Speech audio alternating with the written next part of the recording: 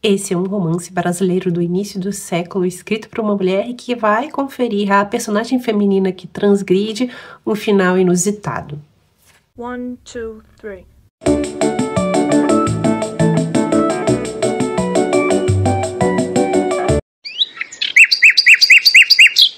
Eu falo de Voleta, de Albertina Berta, publicado em 1926.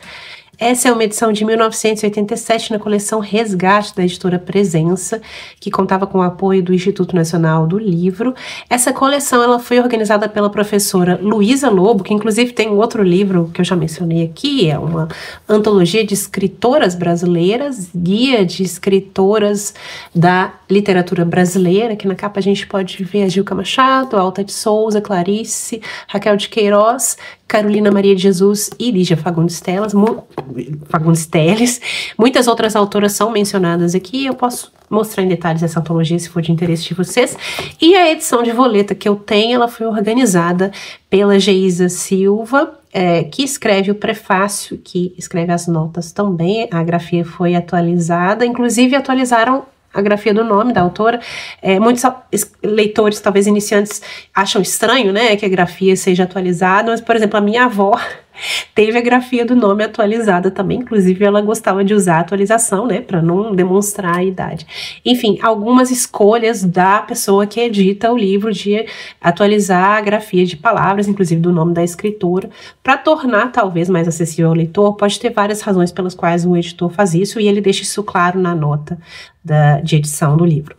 Nesse livro, a Albertina Berta vai ilustrar e tentar se posicionar sobre questões que estavam em debate ali no início do século XX no Brasil e na Europa, especialmente ilustrar o fim de uma era, o crepúsculo de uma era que ocorreu ali no entreguerras, depois da Primeira Guerra Mundial.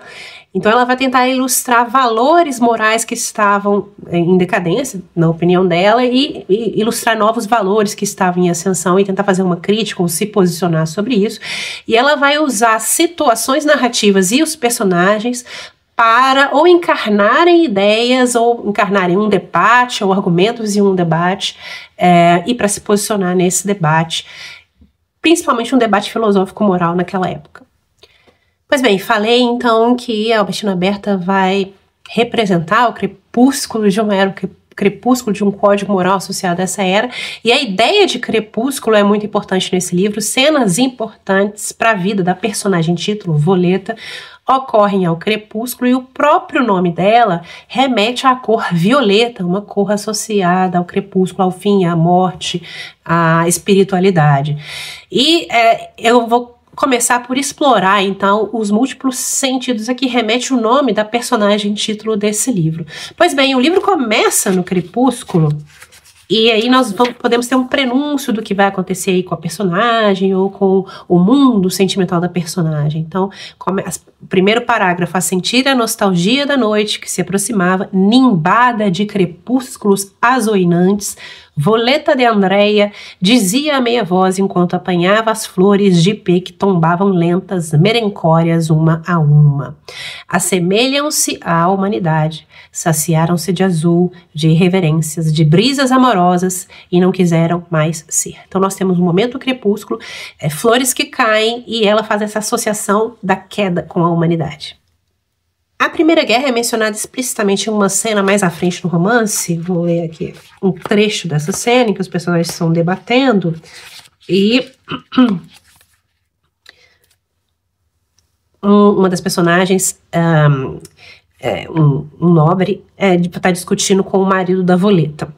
Hoje não há mais segredos de chancelaria. A guerra deu novo rumo às velhas tradições, redarguiu o senhor Orloff. É um engano.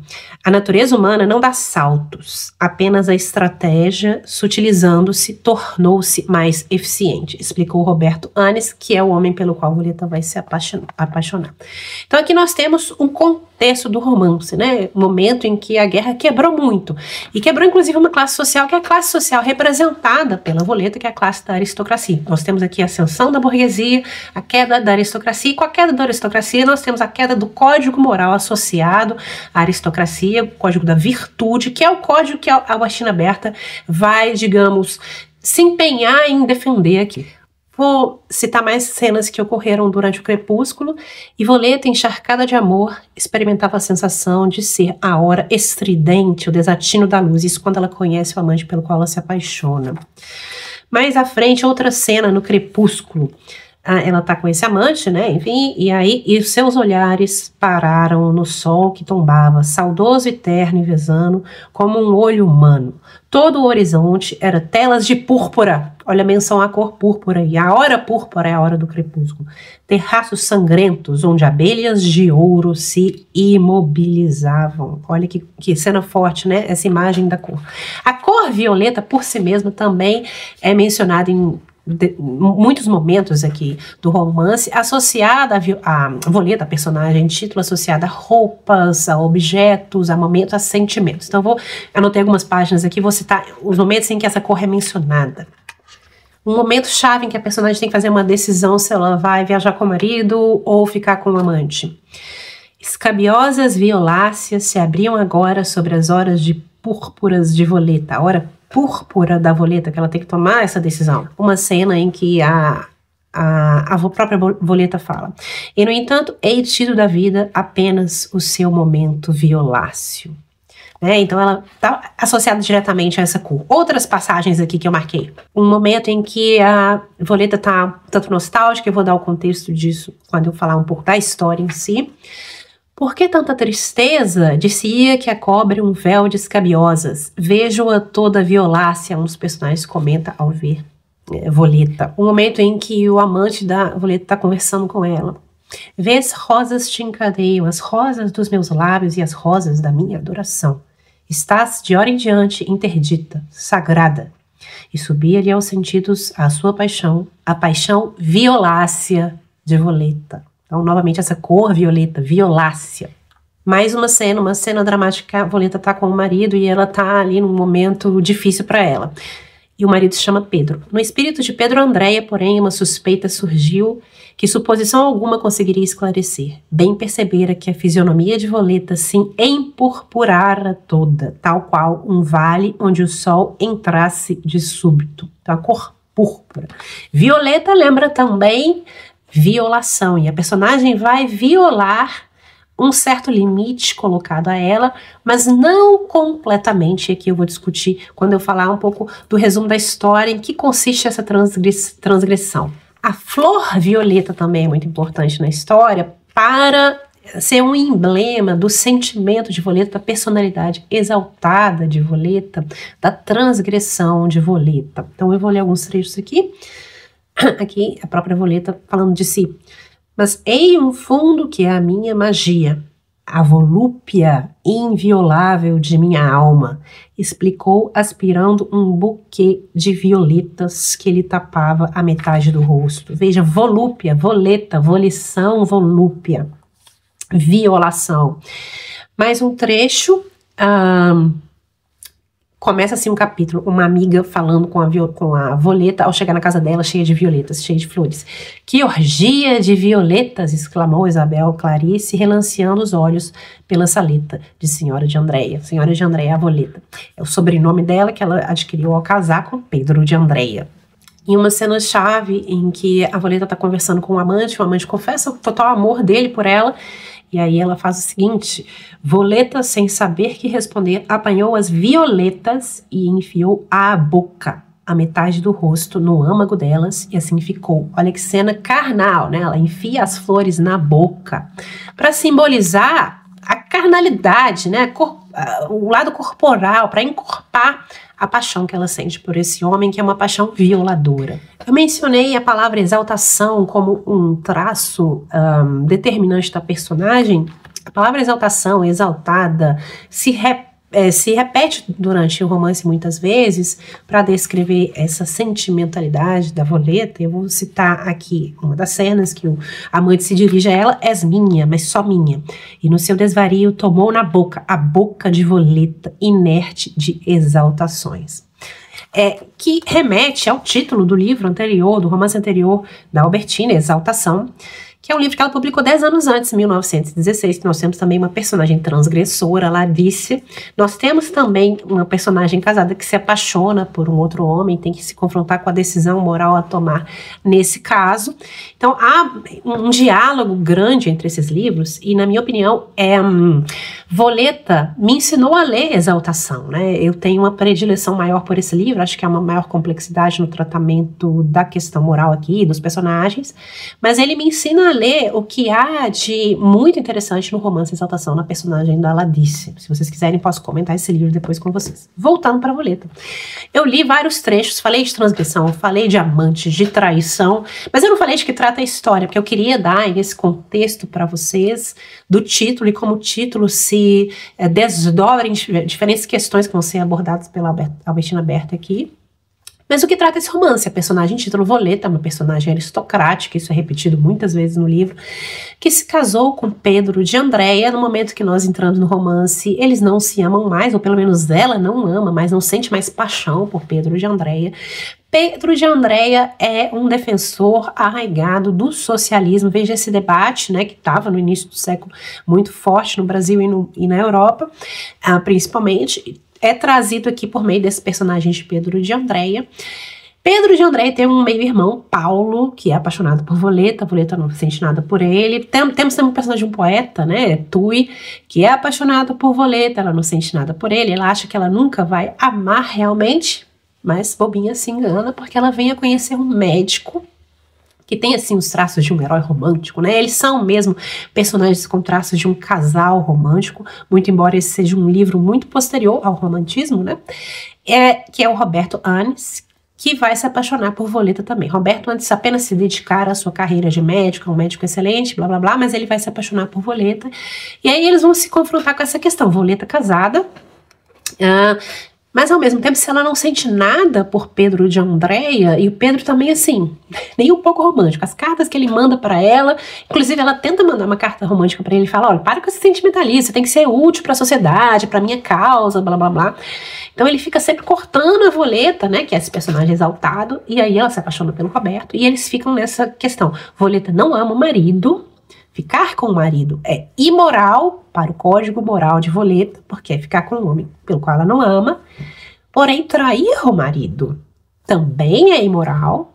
Abandonar o marido, abandonar o casamento nessa circunstância em que, lembramos, início do século XX, o divórcio pleno não era permitido no Brasil, também é imoral. Então, qualquer passo que Voleta der nesse caso, ela será confrontada com uma forma de imoralidade. E aí, como é que ela faz? Eu falei no início que nesse livro a personagem feminina vai transgredir e não vai ter o mesmo fim esperado das personagens transgressoras, mas eu simplifiquei a questão. Nós vamos ter 3 personagens femininas transgressoras, muito embora 2 delas não apareçam tanto quanto Voleta, mas também são transgressoras. Nós temos Voleta, que se apaixona por outro homem, ela é mulher casada, como é que ela faz? Nós temos a Isis, que é a mulher moderna, jovem, que dança o jazz, dança o foxtrot, que usa cabelo à garçona, né, cabelo curtinho, que é um emblema ali da melindrosa. E eu vou citar aqui uma cena em que a Isis aparece, ela tá conversando com o Roberto, o médico, e ele faz um julgamento sobre ela. Ele vai falar: e te contentas com ser libélula de salão? Esse é um julgamento muito comum na ficção dessa época. Vamos encontrar um julgamento semelhante feito pela Crisantemo no livro Enervadas, com a personagem da Lúcia, né? Na época que a Lúcia era uma libélula de salão, casa com um libélulo de salão também, o casamento está errado, e aí nós temos um julgamento de valor sobre qual novo papel a ser assumido pela Lúcia. Ok, e aí a Isis, né, a melindrosa vai dizer: muito, me contento muito, pois os dias se sucedem em festas, em alegrias. E aí o Roberto vai perguntar: pensas em encontrar um marido nessa folia? Talvez, mas ainda é cedo, quero antes de me fixar, divertir-me. É delicioso. E essa personagem vai ter um julgamento um tanto negativo ao longo do livro, mas nada de drástico vai acontecer com ela. E ela é uma personagem que transgride, ela não quer se casar, ela quer se divertir primeiro. E ela não quer se casar, não se importa em se casar por amor. Isso também é uma transgressão nos termos do que a Albertina Berta está defendendo aqui, de que um casamento sem amor é um casamento imoral, né? Como acontece com a Voleta, que não ama mais o Pedro. Nós temos também a personagem da Isabel Clarice, que é uma amiga de Voleta, casada e que trai abertamente o marido. Então, vou mencionar uma das cenas aqui. Bem no final, essa personagem vai cometer uma grande transgressão, que vai ser abandonar o marido. E aí, a Voleta, ou a narradora na voz de Voleta, né, vai refletir sobre a mulher que comete esse desvio. Penalizava enormemente a situação de Isabel Clarice, mulher e mãe, guia de si e de outros seres, que a fatalidade, a sua vontade ou Deus, tirara das suas vísceras, alongara do seu eu, a fim de inculcar na vida esplendente, na volubilidade humana, no vai e vem das substâncias criadas, uma fixidez, um encantamento que não muda, que é uno, igual e invariável. O amor de mãe. Aqui há um posicionamento sobre a maternidade. A maternidade é algo divino, algo superior, uma missão superior da mulher. E essa Isabel Clarice está traindo essa missão quando ela foge com as crianças, né, abandona o marido. E Voleta continuava a pensar, afinal, o deixar a mulher, o marido, será uma covardia ou um heroísmo? Olha que a Albertina Berta está complicando a questão aqui. Covardia, sim, perante a religião, mas não perante nós mesmos.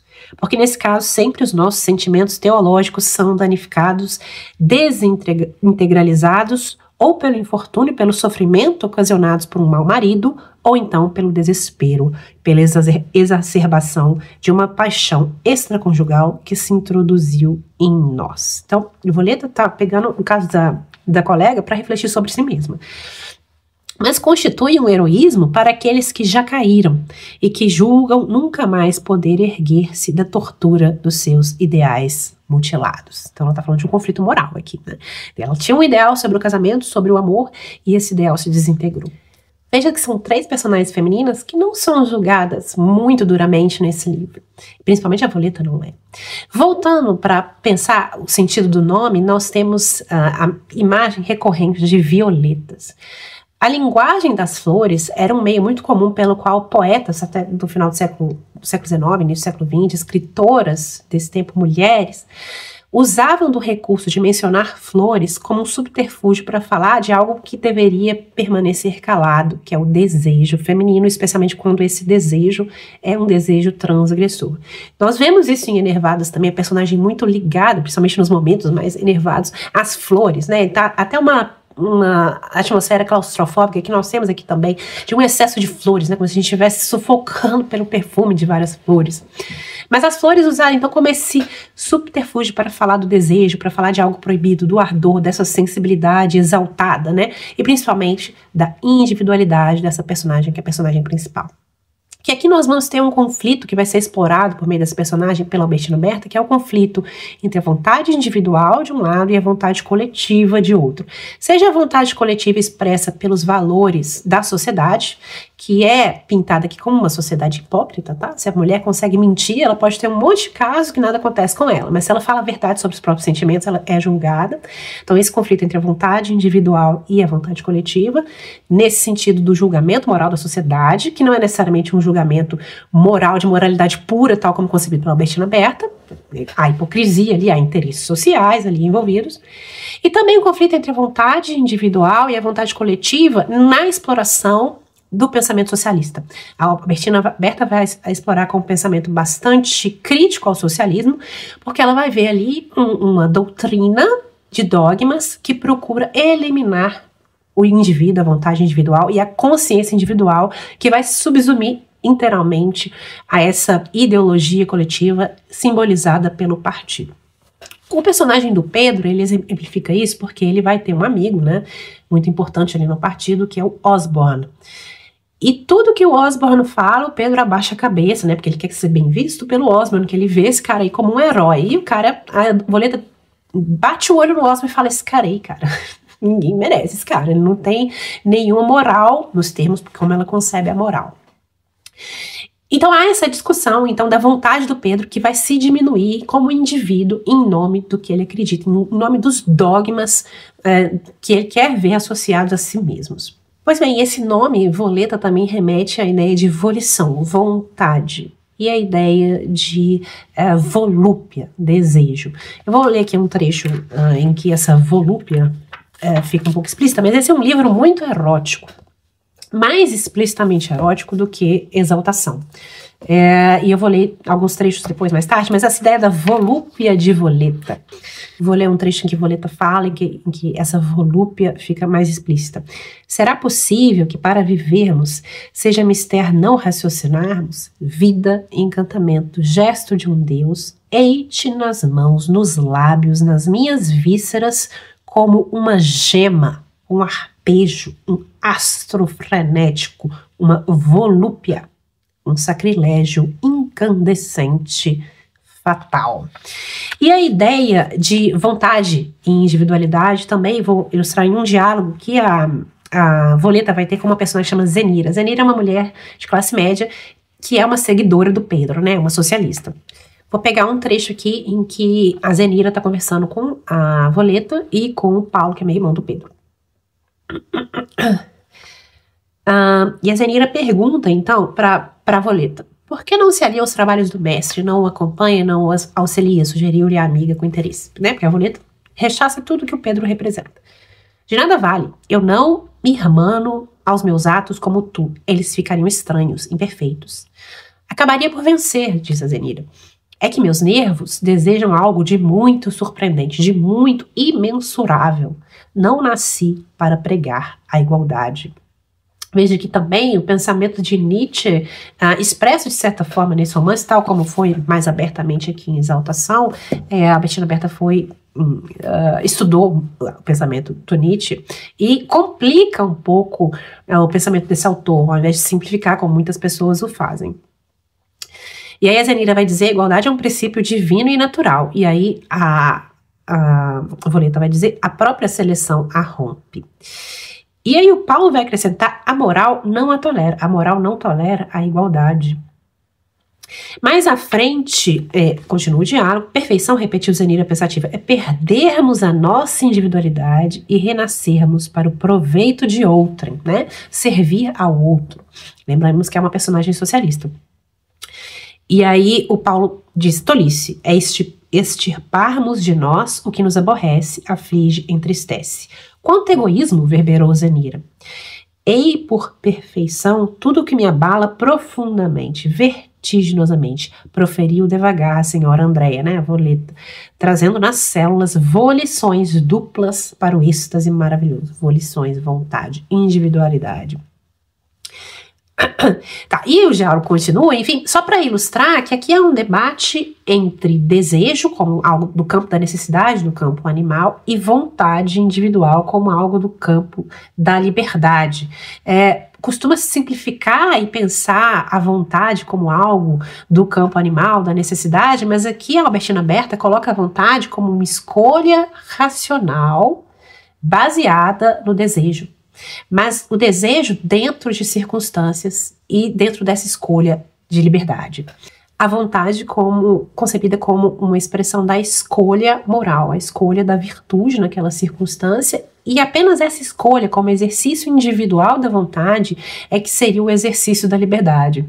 A escolha de algo desprovido da virtude seria então apenas um movimento animal, né? Simplesmente seguir o desejo sem exercer a razão naquela circunstância. A ação moral então é o fruto mesmo da liberdade, liberdade concebida como essa escolha racional, e não uma limitação da liberdade, né? Muitas vezes a pessoa pensa a moralidade ou a moral como uma limitação da liberdade, e aqui a Albertina Berta vai se posicionar nesse debate filosófico para pensar a ação moral, a escolha da virtude, como o exercício mesmo da liberdade de Voleta, da liberdade individual. E apenas o indivíduo é capaz de fazer essa escolha. É por isso que subsumir a sua vontade a uma coletividade, seja ela a sociedade, né, seja ela a família, seja ela o partido, enfim, ou dogma, seja ela uma instituição religiosa, veja, instituição religiosa, não religião ou espiritualidade.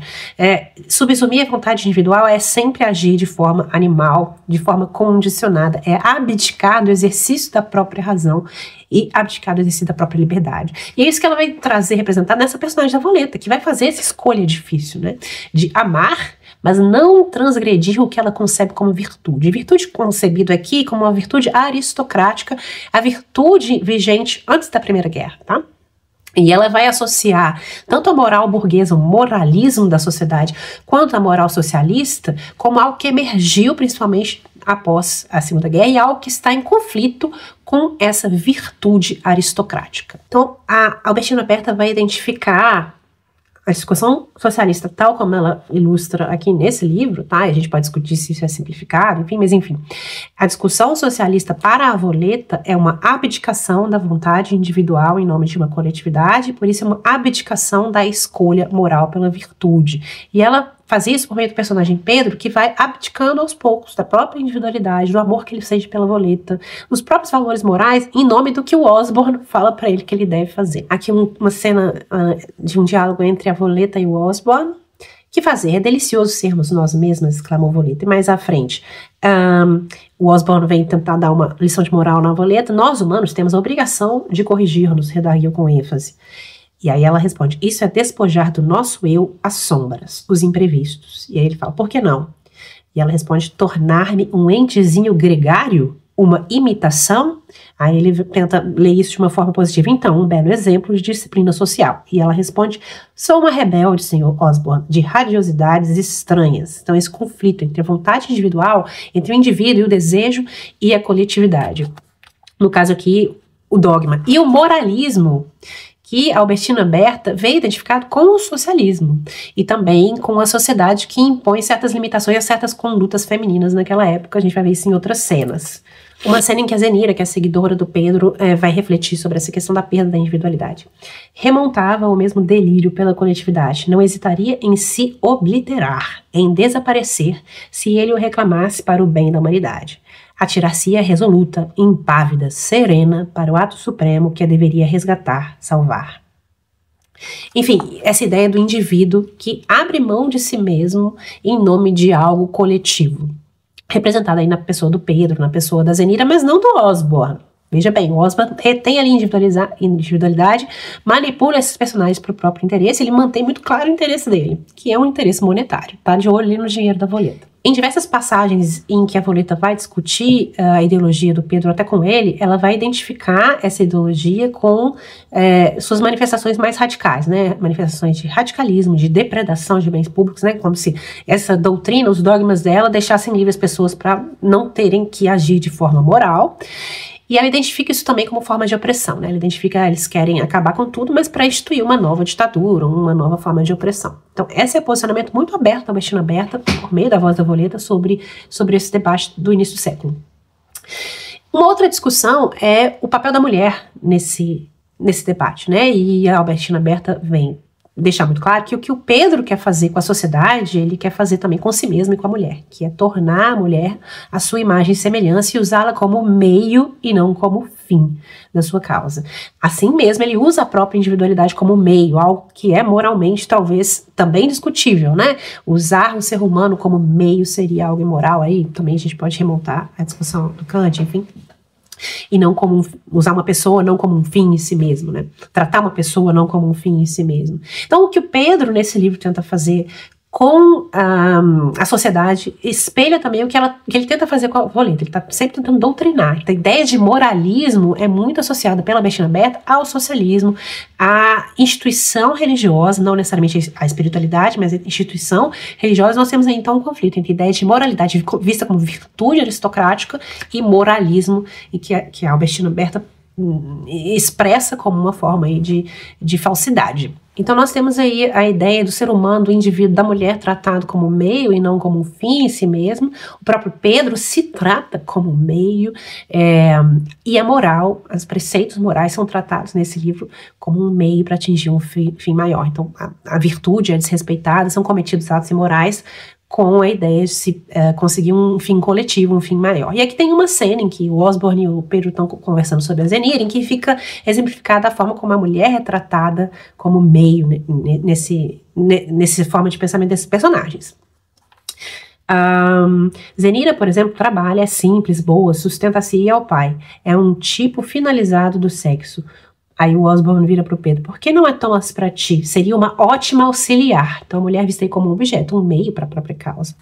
E aí mais tarde o Osborne vai dizer: talvez te sirva para mais tarde. Né? Ele está inoculando um certo veneno aí e também está tratando a Zenira como se ela fosse um objeto e não como uma pessoa, um fim em si mesmo. Alguém digno de individualidade. Essa ideia de objetificar a mulher também é representada na forma como Pedro trata a Voleta, né? Sempre tentando doutriná-la e não se assim de Pigmalião, moldá-la à vontade dele. Vou citar uma cena bem no início do livro: ele sentia uma alegria formidável toda vez que julgava possível tornar a mulher o seu discípulo bem amado, a semente de sua semente, a humanização admirável das suas teorias. Em breve será perfeita e simples, uma verdade que a gente compõe e decompõe. Então tratando a mulher aí como algo que ele está moldando, o que ele pensa que ele pode moldar, mas ele está enganado. Outro ponto aí que é tratado como meio e não como fim é a ideia de casamento. E aqui a Albertina Berta faz uma coisa muito interessante, que ela vai igualar a forma como os socialistas tratam o casamento e a forma como aquela sociedade burguesa tratava o casamento, como algo útil, não um fim em si mesmo, né? Como um meio da mulher sobreviver, né? Um meio de um homem conseguir dinheiro de mulher rica e vice-versa. E aí aqui, num diálogo em que Pedro e Oswald estão falando sobre o casamento, o casamento, pensava, deve ser um contrato de cooperações mútuas que se desdobrarão até a coletividade, e não um parasitismo improfícuo, uma feira onde um dos cônjuges alardeia sua ociosidade perniciosa, sua vaidade.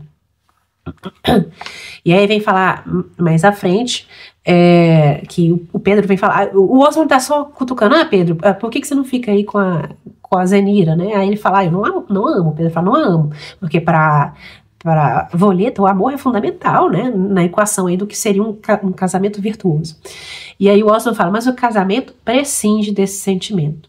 E essa é uma posição que a Albertina coloca no personagem socialista, mas é uma posição do casamento visto em geral por essa sociedade, algo que prescinde, um negócio, né, algo que prescinde de amor. E a gente vê isso muito claramente no livro Virgindade Inútil, né, da Ercília Nogueira Cobra, a visão do casamento. Então é interessante que a Albertina Berta coloque essa visão em personagens que têm, teoricamente, posições ideológicas diferentes. Vários temas vão ser discutidos nesse livro, que foram discutidos nos livros que a gente leu no ano passado, no nosso clube. Eu até pensei em incluir esse livro no nosso clube esse ano, mas eu achei que ele destoava um pouco e seria um livro bom para discutir no Leia Melindrosas, né, publicado na década de 20, escrito por uma mulher. Então eu tirei da seleção. Mas eu acho que ele conversa muito bem com os livros que a gente leu no mês passado. Ele vem falar de casamento, ele vem falar de divórcio, é uma posição bem concreta da Albertina Berta aqui contra o divórcio, vendo o divórcio como uma forma dos maridos abandonarem as mulheres, tornar mais fácil o marido abandonar a mulher. O trabalho da mulher também visto de uma forma negativa, né, como usar a mulher como objeto. A ideia do casamento, da traição, que é central para o debate moral da própria personagem aqui, a ideia do que é o pecado, né? O pecado é simplesmente sentir o amor, o pecado é continuar nesse casamento, o pecado é abandonar esse marido. O que é o pecado? Há um erotismo muito explícito nesse livro, que não é tão explícito no livro Exaltação, e eu vou citar algumas cenas aqui. Tem uma cena que a personagem Violeta vai visitar o quarto do Roberto. Veja bem, eles nunca vão ter relações sexuais explicitamente, tá? Eles vão beijar, se pegar, mas essa barreira de fazer sexo, a Violeta corta, ela fala: em nome do meu amor, eu coloco esse limite, em nome da sua honra, eu coloco esse limite, mas todo o resto eles vão fazer, digamos assim. Ela vai pro quarto dele e eu vou ler a cena. Roberto Anes, encaminhando-se para o seu quarto, disse-lhe: eis os meus aposentos, e permaneceu do lado de fora. Voleta, cheia de recolhimento e de ternura, olhava essas duas salas enfeudadas, uma na outra, salas brancas de cortinas, também brancas, a abrigarem móveis antigos, porém muito brunidos, muito lustrosos. Ao deparar com o leito, adiantou-se e parou. Suas mãos afiladas de emoções inumeráveis puseram-se a acariciar de leve, de manso, esse leito que o havia todas as noites e que ele era como uma lenda de Bogariz e de Açucenas. Veja, ela toca o leito, né? Então o erotismo desse livro, ele tá nesses elementos, nas flores, no que ela faz com a flor, né? Coloca a flor na boca, toca o leito do amante com o amante ali presente, como se ela tocasse o corpo dele que ela não pode tocar. Mais uma cena em que ela está conversando com o amante. E eu quero destruir-te em mim, assim, assim. E com os dentes, a senhora Andréia despedaçava a rosa que ele lhe dera. E o Roberto responde, és o extremo de todas as minhas volições, de todos os meus instintos. Né? Ela rasga a rosa com a boca. Veja o papel da flor aí para simbolizar o desejo feminino, algo que a gente vê muito na poesia das mulheres, especialmente aí no final do século XIX. A gente vê isso na Gilca Machado, já no século XX, a gente vê isso na Júlia Cortines, a gente vê isso na Narcisa Malha. A linguagem do desejo simbolizada, entre outras coisas, pelas flores. A Geisa, na introdução, menciona que a linguagem é uma linguagem parnasiana. De fato, é um livro que tem uma textura parnasiana muito forte, especialmente na menção aí, do imaginário greco-romano antigo, o imaginário judaico-cristão, né, a personagem associada a personagens da mitologia grega, da mitologia romana, cenas que remetem à iconografia cristã.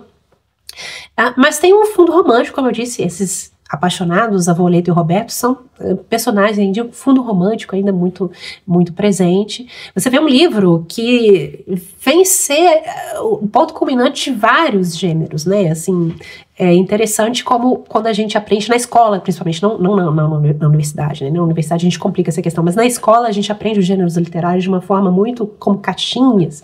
E aí, quando a gente lê as obras dos períodos, a gente vê elementos que misturam vários períodos. Pode ser que tenha um período que é predominante, mas há uma mistura de vários períodos, né? Algo que é complicado. Eu já mencionei a atmosfera um tanto claustrofóbica aqui por causa dos objetos, dos detalhes, das rendas, das cores, das flores especialmente. E claustrofóbico que espelha a claustrofobia da personagem Voleta, né? Tá ali numa situação que qualquer decisão que ela tomar vai ser a quebra de uma forma de moral, de uma forma de virtude. E também é um romance interessante porque ele vai usar não só cartas trocadas entre os personagens, mas também conversas ao telefone. Nós temos muitos trechos de diário e comunicações escritas aqui em Exaltação, e aqui a Albertina Berta já vai inserir conversas ao telefone, algo muito moderno para aquele tempo. E uma coisa que pode talvez incomodar o leitor contemporâneo é o fato de que a comunicação do diálogo oral ali, ao vivo entre os personagens, ela não tem nenhuma diferença nos termos, no formalismo da comunicação escrita. Mas isso é muito próprio de uma sociedade altamente ilustrada, né? Em que a forma como você se comporta ela é tão regulada que a sua linguagem ela reflete a formalidade da linguagem que você teria ao escrever, né? Ou ao falar ao telefone. Então isso talvez pode incomodar alguns leitores, mas é uma reflexão da sociedade daquele tempo, né? Ligada a essa claustrofobia no enredo e na forma, na escrita, um excesso de adjetivos e advérbios, está também um certo decadentismo, né? O decadentismo que se insere esse romance também como gênero literário. Tá, dei uma pincelada, esse vídeo ficou gigante, vou ter que editar, vai ficar muito picotado, senão acho que vai ficar muito entediante. Mas tudo isso para convidar vocês a lerem esse romance. Quem tiver interesse de participar do Café Literário Lendo as Melindrosas, né, para ler obras publicadas no século XX escritas por mulheres, e quiser ler esse romance, ele está em domínio público. Eu tenho o PDF original e eu posso fornecer o PDF original para vocês. Essa edição aqui deve ser possível achar em bibliotecas e sebos. Foi uma iniciativa muito interessante da presença do Instituto Nacional do Livro para publicação de diversos romances que haviam sido esquecidos naquele tempo, na década de 80. Eles publicaram também Celeste, da Maria Benedita Borman, que eu já comentei em podcast, publicaram Correio da Roça, da Júlia Lopes de Almeida, e outros autores aqui, como por exemplo a Família Agulha, de Luiz Guimarães Júnior, que é o pai da Iracema Guimarães Vilela, que a gente leu do Clube do Livro no ano passado. Então, bastante interessante essa coleção aqui, recomendo. Deve sair em breve a publicação recente desse livro aí, porque entrou em domínio público, né? Mas se vocês quiserem o PDF, eu forneço, só entrar em contato comigo, dizer quando vocês querem marcar nosso café, pra gente discutir esse livro, eu vou achar interessante. É isso, falei demais, vou ter que picotar esse vídeo aqui, desculpem por isso, mas é porque tem muitas questões que eu achei interessante nesse romance. É um romance que à primeira vista, pela forma pela qual é escrito, pode afastar muitos leitores, mas se você se voltar para o pensamento da Albertina Berta, das questões que ela quer debater aqui, uma mulher se colocando em público para discutir questões morais e políticas, esse romance se torna interessante, não apenas esse, como também o romance anterior, Exaltação. É isso, falei demais. Eu vejo vocês no próximo vídeo, no próximo livro.